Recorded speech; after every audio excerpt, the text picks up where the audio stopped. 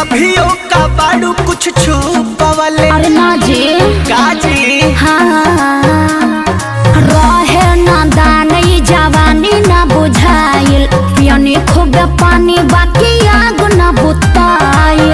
इह पुल्ही गाने का पढ़लू पढ़ैया हो पढ़लू पढ़ैया। अरे कोइले बानी पाप माफ कर दिया सैया।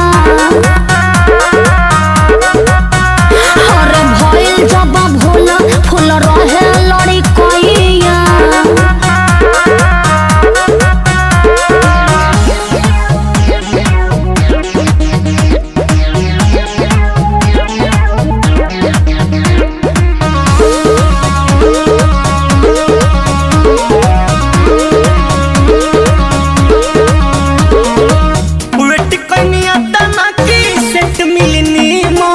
कटनी न अभियोले कवन रीवन आई एम शुद्ध शाकाहारी। उ त बुझाता दुखी जनी होई भरपूर सुख दे हमरा चलते होई ना खराब रावने।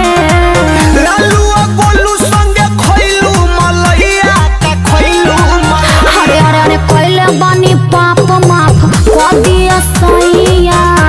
ए जी भइल जब भूल फूल रहे लड़ी कोइया। चली रुआ फजा पीली।